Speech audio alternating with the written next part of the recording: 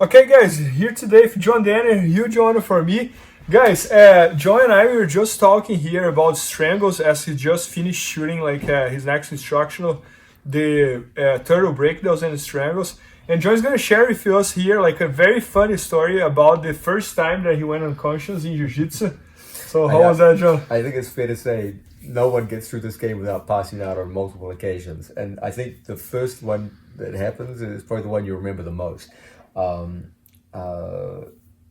My one occurred when I was a white belt and way back in the mid 90s. And you got to remember, Jiu-Jitsu was a very different scene back then. Like, Jiu-Jitsu was like this crazy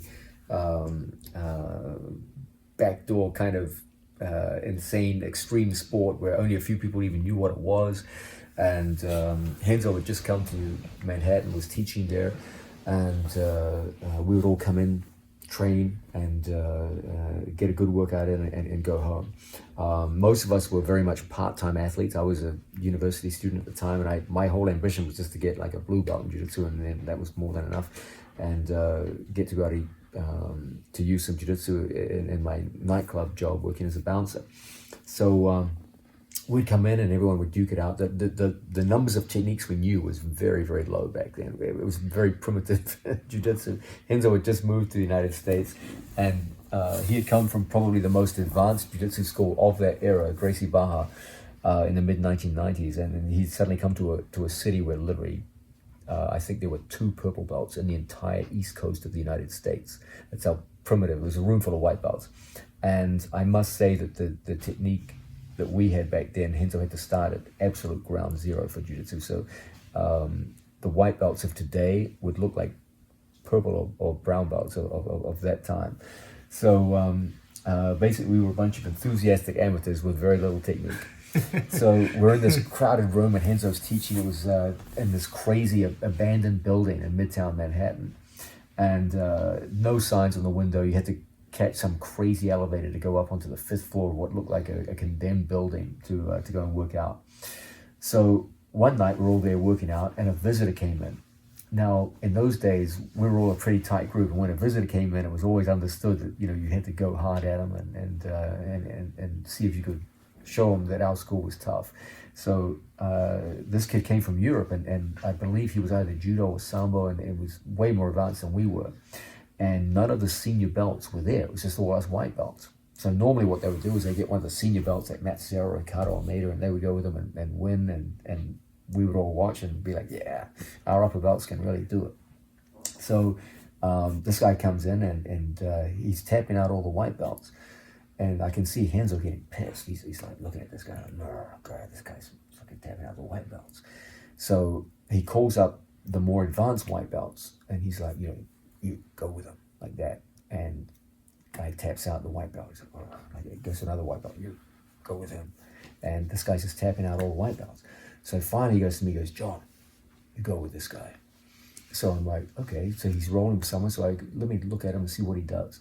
So he's doing a stranglehold where as people go to pass his guard, he would catch them in the act of passing and go to finish them as they passed.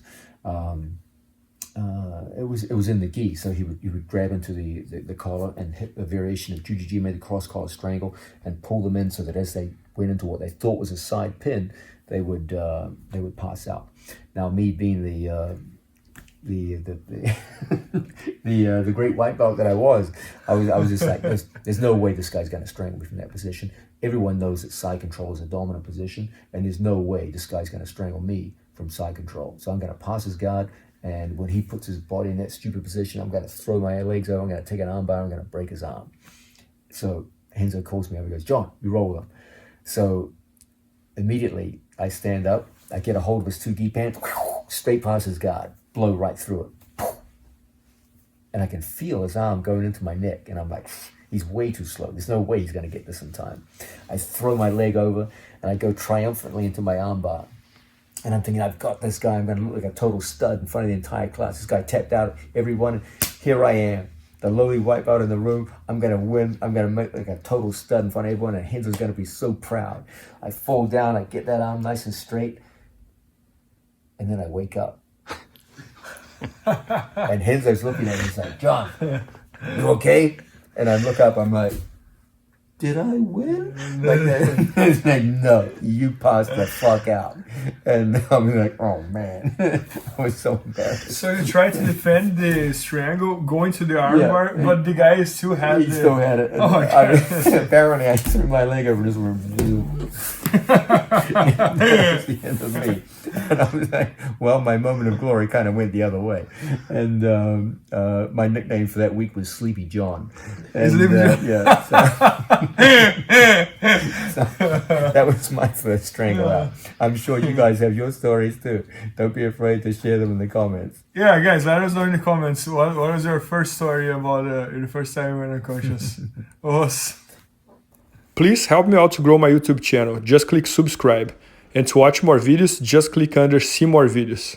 I hope you enjoyed. BJJFanatics.com. Use the promo code YouTube Faria to get 10% off any instructional video. Improve your jiu-jitsu faster.